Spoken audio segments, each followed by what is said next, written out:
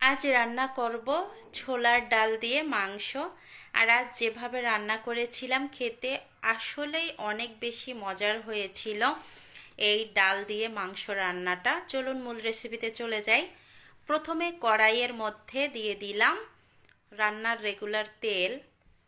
তেলটা দিয়ে এখন ফোড়নে দিয়ে দিলাম তেজপাতা দুটো, দারচিনি, লং, এলাচ এগুলো দিয়ে তারপরে দিয়ে দিলাম জিরা। এবার এখানে দিয়ে দিলাম পেঁয়াজ কুচি। পেঁয়াজগুলো দিয়ে এবার ভাজি করে নিব 2 থেকে 3 মিনিটের মতো। এবার এখানে দিয়ে দিলাম ছোট একটা টমেটো, ছোট করে কেটে নিয়েছি, দিয়ে ভাজি করে নিব। এখন এখানে দিয়ে দিলাম আদা বাটা, রসুন বাটা। আদা বাটা, রসুন বাটা একটু ভালোভাবে কষিয়ে নিতে হবে যেন কাঁচা গন্ধটা না থাকে। ভালোভাবে এই তো কষিয়ে নিয়েছি। এখনে এখানে দিয়ে দিব জল।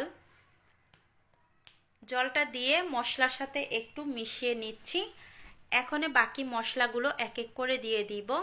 এখানে দিয়ে দিলাম হলুদের গুঁড়া, ধনিয়া গুঁড়া, তারপরে এখানে দিয়ে দিলাম মরিচের গুঁড়া, চাইলে আপনারা জিরার গুঁড়াটাও দিতে পারেন। এই মশলাগুলো দিয়ে এখন একটু কষিয়ে নিব। তারপর এখানে দিয়ে দিলাম স্বাদ মতো লবণ। লবণটা দিয়ে আবারও একটু কষিয়ে নিয়েছি।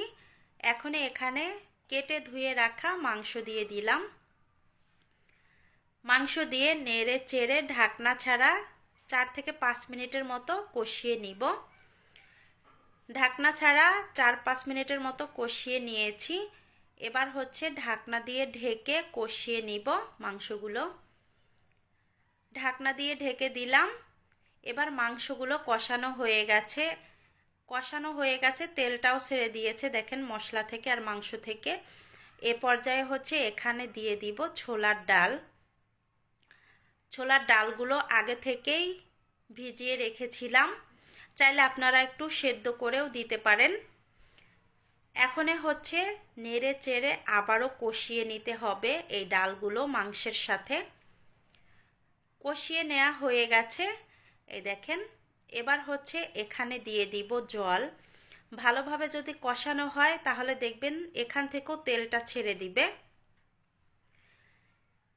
এখানে দিয়ে দিলাম পরিমাণ মতো জল।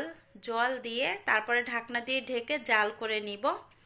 ঢাকনা দিয়ে ঢেকে প্রায় 15 মিনিটের মতো জাল করে নিয়েছি। এখানে কাঁচামরিচও দিয়েছি আমি। এখন ডালগুলো সেদ্ধ হয়ে গেছে দেখেন। দেখতে দেখা যাবে যে গোটা গোটা, কিন্তু চাপ দিলে আবার একেবারে মোমের মতো গলে যাচ্ছে।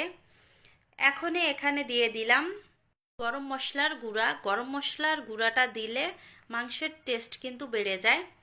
গরম মশলার গুঁড়া দিয়ে নেড়ে চেড়ে ঝোলটা আরও শুকিয়ে নিয়েছি। রান্নাটা হয়ে গেছে, নামিয়ে নিব। এই তো রান্নাটা হয়ে গেছে দেখেন।